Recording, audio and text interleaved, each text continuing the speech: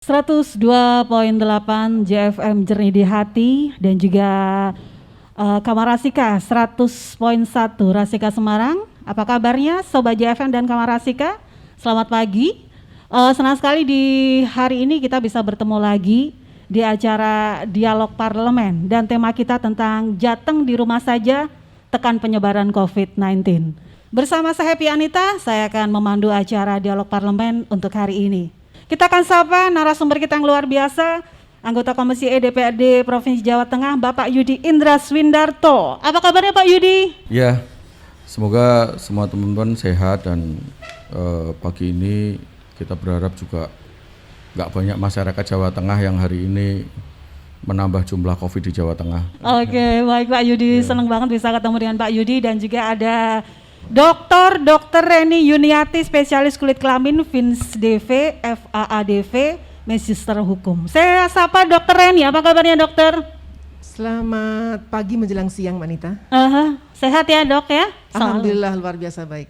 Baik, itu kedua narasumber kita dan nanti Anda bisa bergabung ya bersama kami. Pak Yudi, saya ingin tanya Pak Yudi nih tentang progres dari Dewan ini Pak dalam penanganan COVID-19 nih Pak. Mungkin bisa diceritakan sedikit Pak sebelum kita masuk ke tema kita ini Pak.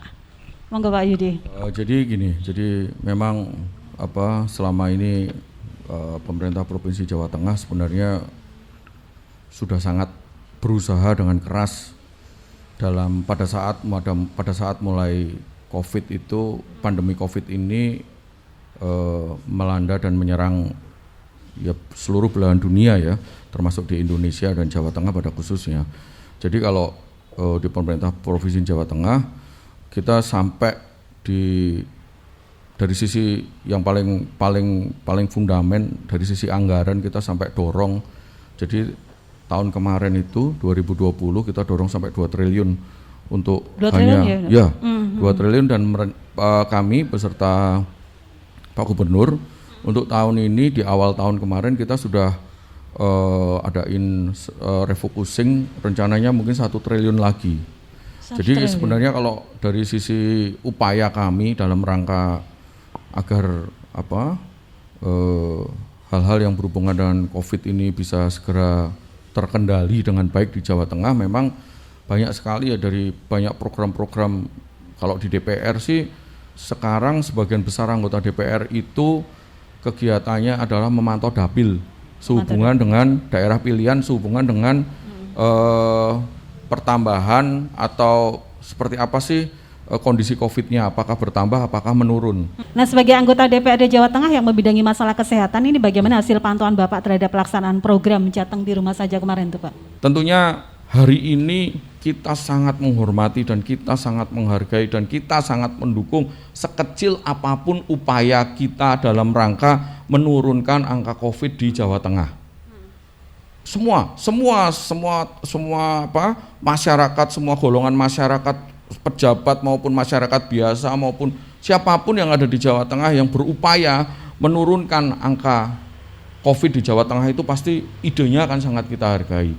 Nah, tetapi bahwa hari ini kemarin itu kan harapannya begini, bahwa COVID ini, kalau ini dari saya, jadi COVID ini memang tidak bisa kita atasi dengan cara-cara yang parsial.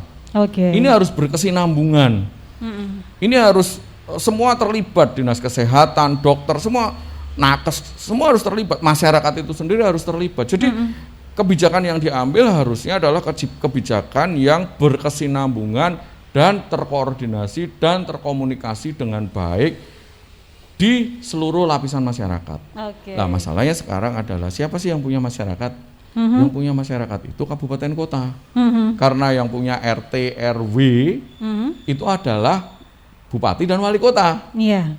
Ya kan? Camat, lurah, RT RW itu bernaungnya di kabupaten kota. Nah, sehingga ini menjadi satu hal yang memang harus dikomunikasikan dengan baik. Apalagi Jawa Tengah itu terdiri dari 35 kabupaten kota. Setiap kabupaten kota punya karakteristik sendiri sehubungan dengan tingkat intelektual, tingkat ekonomi, terus juga pola usaha atau pola kerja masyarakat di kabupaten kota beda-beda. Dok, sebelum kita ke tema ini mengenai Jateng di rumah saja nih dok, saya pengen tahu ini bisa diceritakan sedikit bagaimana sih kondisi dokter di Jawa Tengah saat ini ya, terutama yang sedang berjuang membantu pasien yang terpapar COVID-19 ini dok. Jadi kondisi dokter sebenarnya sudah dalam level yang mengkhawatirkan. Mengkhawatirkan ya? Mengenaskan kalau. Mengenaskan. Kenapa begitu dok? Jadi gini, pertambahan jumlah pasien kan sangat tinggi. Dan itu memaksa dokter untuk bekerja overload. Jadi artinya dalam kondisi yang kelelahan. Jadi pasien tidak berhenti, pertambahan jumlah ruangan juga terus dilakukan penambahan. Artinya juga harus extra time digunakan untuk melayani pasien yang terus-menerus berdatangan dengan peningkatan yang cukup signifikan. Artinya begini, jadi dokter itu sekarang kondisinya karena viral load yang sangat tinggi akibat pemaparan yang tinggi, itu juga mengalami peningkatan jumlah rawat inap dan kematian. Jadi gini, daya tahan tubuh itu turun kalau dalam kondisi kelelahan. Dan apabila memakai baju COVID, memakai baju untuk melawan COVID itu APD ya. APD itu kan benar-benar membuat dokter itu menahan untuk minum, menahan untuk makan. Kemudian berjuang dengan kondisi yang sesek gitu ya. Ya sebenarnya sudah ngap-ngapan tuh loh. Tapi masyarakat apa ya tahu gitu loh. Apa ya kasihan dengan dokter. Itu kan keluar dia juga tidak bertemu dengan keluarga dalam waktu yang lama karena juga khawatir terpapar dan kondisi OTG yang mengharuskan dia juga isolasi kemudian masuk lagi, isolasi masuk lagi, kalau sudah pol-polan ya masuk ICU gitu loh. Ini menangis beneran, dokter ini benar-benar menangis. Karena apa? Tidak berhentinya jumlah yang masuk rumah sakit dan memaksa untuk overtime tadi, sehingga ya bertumbangan Mbak. Dan itu kalau pakai APD itu, maaf dok menyela, itu sampai berapa jam ya dok? Jadi seharusnya dokter itu kan kalau angka normal ya, normalnya kan 8 jam ya. Tapi misalnya dokter tiba-tiba melihat bahwa pasien itu dalam kondisi yang memang tidak bisa ditinggal, apa ditinggal, kan tidak mungkin Mbak. Jadi kita bekerja itu bukan hanya jam iki kan enggak. Loh, ini enggak bisa nih dokter gini lah, udah terpaksa emang stay di situ supaya bisa teratasi semua. Itu menahan lapar ya, menahan haus, menahan lapar. Kalau mau makan ya harus mandi lagi. Begitu ada kegawatan misalnya ya Mbak, misalnya ada dokter tuh saudaranya, kemudian kakaknya apa ya tegel, kan ya enggak tegel. Begitu habis makan pakai apa dia lagi? Itu benar-benar sangat memprihatinkan ya dok. Menangis lah, saya kalau melihat teman-teman tuh nangis. Sampai kapan ini bisa berakhir gitu. Ini apa yang disampaikan Bu Reni ini harusnya membuka mata seluruh pemerintah provinsi maupun juga pemerintah pusat ya. Disampaikan bahwa tenaga kesehatan itu, nakes itu hari ini yang berguguran sangat banyak. Padahal seringkali kalau kita dengar berita, pemerintah provinsi manapun atau pemerintah kabupaten manapun itu kan seringkali pada saat bicara penambahan angka COVID itu yang dibicarakan adalah penambahan jumlah bed di rumah sakit, ya kan? Penambahan jumlah fasilitas yang bisa dipakai untuk merawat pasien COVID. Itu semacam, kalau disampaikan di berita-berita ini semacam sihir, tetapi itu sebenarnya kosong. Karena apa? Lah mau jumlahnya banyak, kalau yang rawat nggak ada, Iya Pak. Ya, ini menjadi satu dilema. Sementara yang gugur sedemikian banyak dan yang menggantikan ini seringkali juga belum siap. Bahkan mau menggantikan pun ada yang sudah berguguran. Banyak residen ya Bu ya, yang mungkin juga sudah banyak mahasiswa kedokteran yang terus akhirnya harus juga mulai berbakti untuk menerapkan ilmunya pun akhirnya ada beberapa mungkin yang jadi kira-kira seperti lah. Tadi cukup menarik sebenarnya pada saat disampaikan gimana sih kita mengedukasi masyarakat. Kita tahu bahwa di Indonesia ini, Jawa Tengah lah, itu satu yang paling pasti bahwa tingkat intelektual masyarakat kita itu sangat beragam. Ya kan? Hari ini Pak, mungkin banyak yang lulus SMA, Tetapi ada loh yang nggak lulus SD, ada loh hari ini di Jawa Tengah yang nggak sekolah tamat SD, ada, gitu loh. Nah, pada saat seperti itu, saya setuju juga dengan Bu Reni. Jadi hari ini tuh gini, yang pasti bahwa kita pengen mendorong harusnya itu ada satu skema atau kebijakan yang sistematis, yang di sini karena sebenarnya ujung tombaknya yang paling ngerti itu kan dokter dan tenaga kesehatan. Yang ngerti sebenarnya memutusnya seperti apa, harusnya memang koordinasi dengan baik, berkomunikasi dan berdiskusi dengan baik untuk menemukan satu skema kebijakan yang pada saat itu disosialisasikan itu benar-benar bisa diterima masyarakat dari semua golongan. Karena hari ini gini, kita bicara tadi di Jawa Tengah mungkin banyak lulusan SMA, SMP maupun SD. Kadang-kadang gini juga, belum tentu yang lulusan SD ini nggak patuh protokol. Jangan-jangan yang sekolah doktor atau yang punya jabatan tinggi di instansi-instansi pemerintah malah abai.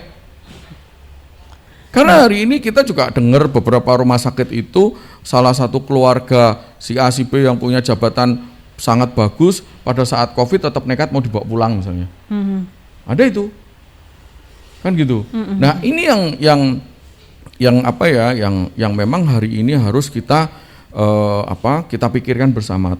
Termasuk juga hari ini kita juga sebagai masukan itu dari sisi sosiologi dan kekuatan ekonomi masyarakat yang hari ini ada, karena setelah setahun ya Bu, kita didera COVID ini dengan banyaknya masyarakat yang akhirnya berjatuhan menjadi korban, juga secara ekonomi hari ini sangat jatuh gitu loh.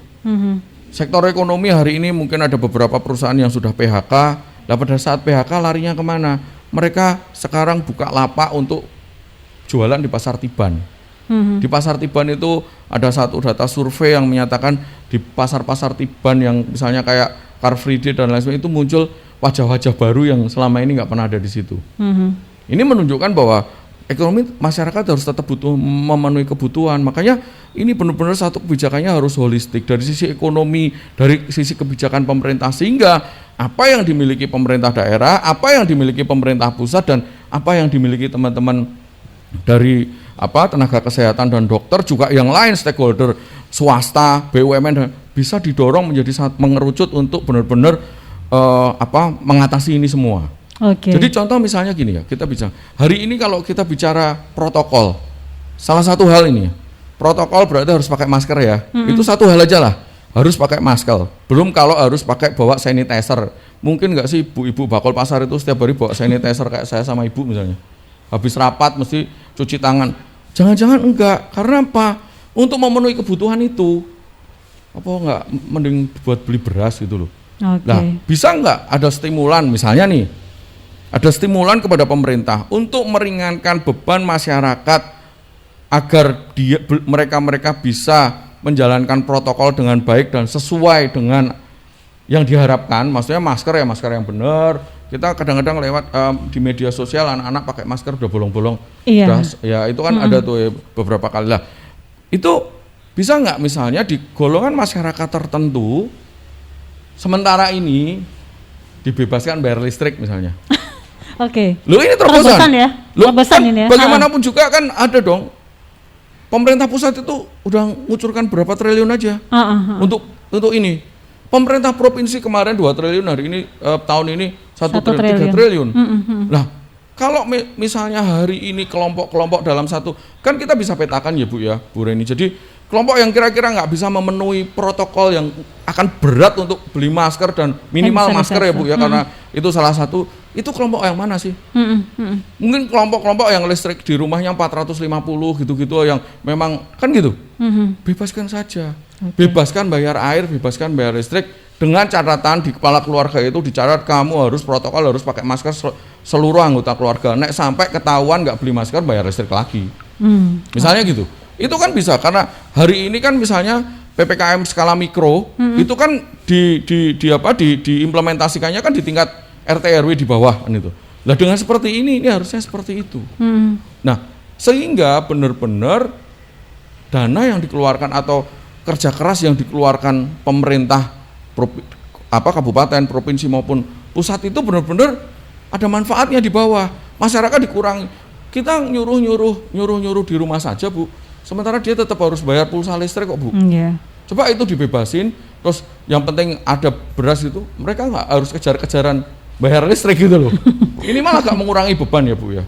Dibanding kita kalau misalnya kemarin-kemarin kan diberi bantuan beras, sembako, macam-macam yang akhirnya malah berujung hara gitu Iya, kan. benar-benar. Kan kayak gitu. Makanya kan lebih baik kita langsung aja ada sebuah sistem yang dari pusat sampai daerah sampai tingkat level masyarakat kecil itu terorganisir dengan baik apa? PLN misalnya. Apalagi misalnya air, ya toh, PDAM dan lain sebagainya. Itu di level masyarakat tertentu. Nah, di samping itu kita harus juga getol untuk sampaikan ini di level masyarakat level atas. Terbukti juga masyarakat level-level menengah ke atas, bahkan di kalangan atas pun kesadarannya nggak bagus. Ada loh orang-orang yang mau naik pesawat itunya palsu. Oke, benar. Kemarin kasus ya terjadi ya. Bahkan ada yang ketangkep sampai kan gitu loh. Kan gitu. Lah hari ini kalau kita bicara seperti itu, kenapa saya menggolongkan itu menengah ke atas? Ya naik pesawat pasti menengah ke atas lah. Kan gitu loh. Pakai transportasi itu pasti ya untuk kebutuhan apapun. Dan kalau misalnya kita bicara, oh ini ASN apa? Oh kalau dinas ya pasti aturan dinas itu rigid. Jadi harus ada barang itu baru SPPD-nya keluar, baru dibayarlah tiket dan lain sebagainya. Tapi kalau ini sampai dipalsu, ini kan bentuk satu.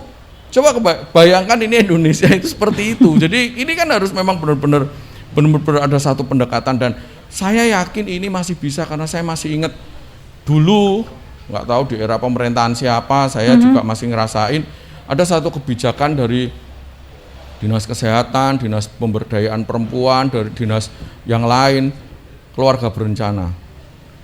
Program keluarga berencana itu tuh saking masifnya sampai saya itu nggak pernah menangi program itu, tapi sampai hari ini dalam benak saya itu memang nek duwe anak loro wae iki udah masuk ini ya. Berat, gitu loh. Iya, tertancap betul. Jadi brand ya Pak. Jadi ya? bukan masyarakat Indonesia itu hari ini tuh nggak bisa diberi kesadaran. Hari ini nyatanya, ayo siapa pemuda-pemuda sekarang pun kalau ini masih ingat 2 anak cukup kan gitu, yang kan gitu. Ibu Linda di Tanah Mas mau tanya untuk Dokter Reni, kalau cuaca ekstrim seperti ini apa saja sih Dok yang harus disiapkan untuk kotak P3K yang ada di rumah? Oke. Cuaca dingin. Ya ekstrim ini ya. Kalau kotak P3K itu kan sebenarnya sementara ya, maksudnya untuk yang kegawatan. Misalnya kayak betadine. Jadi gini, podi entry artinya apa? Pintu masuk. Pintu masuk semua virus yang langsung ke tubuh kita tuh dengan luka di kulit. Luka di kulit ya? Iya. Kemudian luka di gigi, nah, jangan sembarangan. Ludah itu ada virusnya, jangan sampai gigi itu bolong.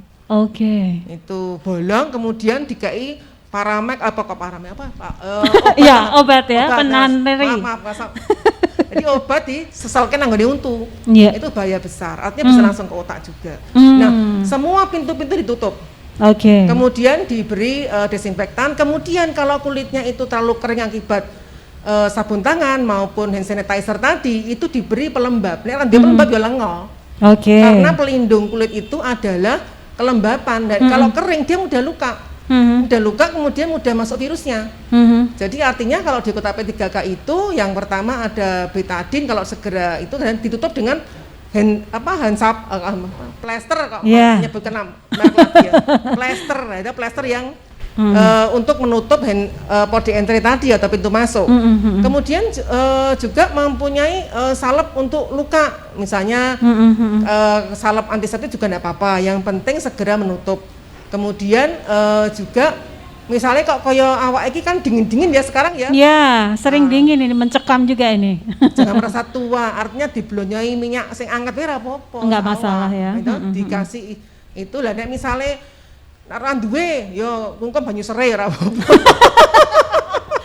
Jadi misalnya sekarang kan matahari itu tidak begitu bersinar, tidak ramah dengan kita. Itu artinya ya memang cenderung kekurangan vitamin D3 yang mempunyai kemampuan antioksidan yang lebih tinggi daripada vitamin C. Artinya kadar D3 saya pastikan juga rendah di musim dingin ini. Makanya negara-negara dengan jarak matahari yang jauh itu lebih tinggi angkanya, karena memang virus ini mati selain dengan tadi deterjen, antiseptik itu juga dengan panas. Oke. Jadi kalau musim dingin ini otomatis makanya Januari meningkatnya lebih tinggi Pak Yudi.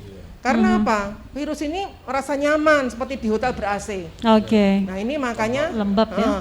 makanya yang di rumah sediakan tangga 30 cm apa 60 tuh buat naik turun. Naik turun ya. Itu sing Saya jengkulnya selalu nih. kuat. Nek jengkulnya ra kuat terus piye? Nah itu membuat olahraga nanti gini loh, pemerintah itu harus sangat mendukung dengan DPRD juga untuk memberikan gerakan di rumah saja itu seperti apa saja. Misalnya membangun startup e-commerce yang bakul pitik, bakul jenang, bakul apa itu bisa menjangkau. Kemudian menciptakan olahraga seperti zaman dulu. Itu kan ada SKJ, tuh 2 itu kan. Oh iya. Jadi masyarakat itu merindukan itu. Jadi olahraga itu apa? Satu, menghangatkan. Yang kedua, dia akan meningkatkan pembuluh darah itu supaya lebih cepat terdistribusi sehingga lebih tanggap. Nah itu yang menjadikan COVID itu jadi wegah loh. Untuk nempel ya. Iki aku jadi sumuk, nah gitu loh. Bikin corona itu sumuk. Oke. Ngamuk-ngamuk sumuk Mbak? Sumuk banget. berarti kita balik ngamuk-ngamuk terus dan sumuk gitu. Oke dokter, makasih banget. Ini nggak terasa loh, nih waktu kita terus berputar terus dan nggak terasa kita ada di penghujung acara. Pak Yudi, ini mungkin bisa diberikan sedikit harapannya dan sekaligus masukan nih Pak untuk ke depannya mengenai gerakan itu sendiri, kemudian juga bagaimana untuk penanganan COVID-19 itu sendiri Pak Yudi, monggo. Ya, jadi saya sebagai anggota DPRD Provinsi Jawa Tengah dan kebetulan di Komisi Kesehatan dan juga Sosial dan dari Komisi E yang lebih banyak langsung berhubungan dengan masyarakat. Jadi pada kesempatan ini harapannya adalah bahwa kita masih nggak tahu bahwa COVID ini sampai kapan ini kan kita nggak tahu. Bahwa ada upaya-upaya yang sangat keras seluruh praktisi kesehatan dan semua ahli-ahli kesehatan di seluruh dunia dalam rangka menemukan treatment yang baik dalam rangka kita menanggulangi COVID ini akan berjalan terus. Tetapi seiring itu pastinya memang kita juga harus benar-benar menyesuaikan hidup kita dengan pola-pola yang ada. Bahkan waktu itu pemerintah kita kan sempat menyanangkan new normal katanya. Jadi normal yang memang harus berbeda kan gitu. Tetapi kan itu pun akhirnya sekarang jadi terkesan akhirnya jadi agak bumerang kan karena ternyata new normalnya dianggapnya normal bener gitu sehingga nggak pakai masker dan lain sebagainya. Nah, pada kesempatan ini mungkin saya sampaikan juga bahwa ini adalah masalah kita bersama, bahwa ini pemerintah harusnya menganggap bahwa ini adalah masalahnya pemerintah, bukan hanya masalahnya masyarakat. Kalau kita dianggapnya ini masalahnya masyarakat, tentunya kan ya hanya mendorong masyarakat aja. Tapi kalau ini masalahnya pemerintah, di mana di situ pertumbuhan ekonomi jadi terganggu, kemajuan negara jadi terganggu, semua hal yang berujung majunya sebuah negara itu jadi terganggu, tentunya itu jadi kebutuhan pemerintah juga. Nah, harapannya ada satu sosialisasi dan ada satu bentuk dorongan yang sangat masif. Kalau tadi Ibu saya malah jadi ingat dulu itu TV hanya satu, TVRI. Dan pada saat bicara keluarga berencana itu, waduh itu setiap biar ya Bu ya, biar itu nggak ada iklan, waktu itu nggak ada iklan, tapi keluar terus itu.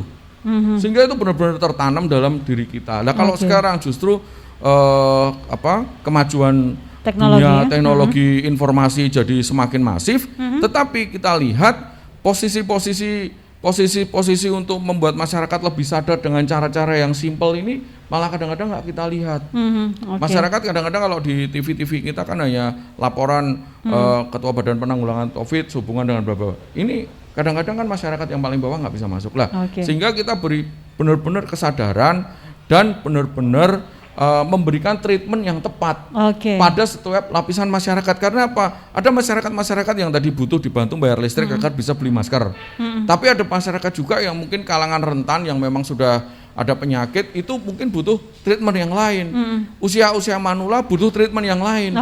Anak-anak muda butuh treatment yang lain. Lah ini harus dibeda-bedakan sehingga pada saat benar-benar ini dijalankan, kita toh pastinya tidak mau bangsa Indonesia jatuh ekonominya, sehingga ada yang memang benar-benar harus di rumah saja dan memang nggak kemana-mana, mungkin kelompok-kelompok rentan yang sudah ada bawaan penyakit ya Bu Reni. Tetapi ya kira-kira seperti itu.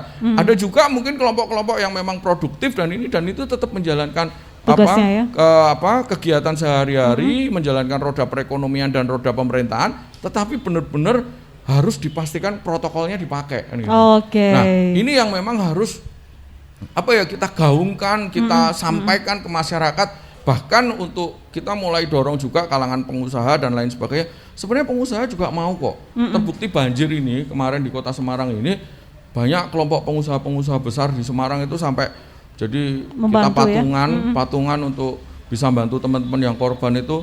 Jam 6 kita mulai patungan, jam 9 kita udah dapat hampir lebih 200 juta. Ini menunjukkan bahwa sebenarnya itikat para teman-teman pengusaha yang hari ini punya kesempatan untuk membantu yang lain itu juga hari ini dirangkul juga berarti nih ya Pak ya?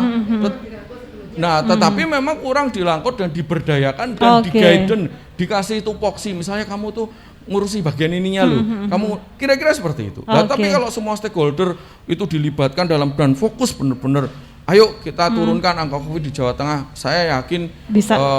Ya pasti semua akan jadi baik kan gitu. Dan kalau bicara pandemi, ya dulu kita pernah pandemi influenza ya Bu, yang meninggal juga banyak. Tetapi satu peradaban akhirnya juga terlewati, ketemulah sekarang. Kalau flu kan sekarang sudah nggak takut mati toh kan gitu. Kalau dulu orang kena influenza udah langsung targetnya pasti mati juga gitu. Kalau sekarang nggak lah. Semoga ini juga berlaku seperti itu. Tetapi dalam prosesnya mari kita amankan budaya yang ada, ekonomi yang ada, kehidupan sosial yang ada, mari kita amankan semua agar semua bisa berjalan kemudian hari dengan baik. Baik, makasih Pak Yudi. Dokter ini mungkin secara singkat bisa menyampaikan harapannya nih, Dokter. Jadi harapan kami dari kesehatan adalah bahwa pemerintah bersama dengan DPRD dan pimpinan daerah itu tidak gengsi untuk tidak melunaskan agendanya. Jadi bekerja sama dengan semua bidang kompetensi yang ada sehingga bisa tercapai apa yang harusnya bisa dilakukan. Kemudian juga bagaimana membuat adaptasi kebiasaan baru itu menjadi pola hidup yang akan selamanya kita anut, tidak sekarang saja ya, tapi selamanya itu menjadi bagian dari kehidupan kita. Artinya bahwa apabila ada kerjasama yang membutuhkan yang bisa mensolusikan itu diterima dengan baik. Jangan sampai disingkiri, wah aku di agenda dewe kok emoh gitu loh. Artinya gini, bahwa selama ini tolonglah pimpinan daerah jangan gengsi dan jangan sampai kan menyesal gitu loh. Makanya kemarin ada profesor yang mempunyai pakar di bidang banjir, saya ajak, Prof, selama ini karya di jurnal itu di masyarakat dipakai apa enggak? Nah kalau misalnya enggak dipakai maneman, artinya kan itu juga harus solutif untuk masyarakat. Jadi nanti dia juga, jadi banyak ilmuwan yang ingin mewakafkan ilmunya, ingin memberikan ilmunya dengan gratis, tidak cuma pengusaha. Pengusaha mungkin bisa dilakukan juga dengan CSR, mengurangi pajak. Supaya dia juga mempunyai inisiatif dan mempunyai stok untuk CSR-nya bagi masyarakat yang terdampak. Kemudian pemerintah juga harus mengklasifikasikan masyarakat menjadi masyarakat yang bisa di rumah saja atau nggak bisa di rumah. Kalau nggak bisa di rumah saja, itu bagaimana, kenapa, dan bagaimana solusinya? Harus tetap aplikasi atau bagaimana?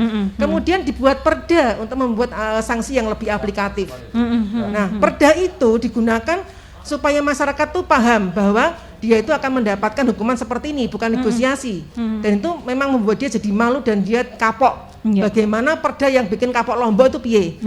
Itu kemudian membuat forum-forum diskusi aplikatif dan orang-orang yang solutif, bukan orang-orang yang hanya sekedar berwacana.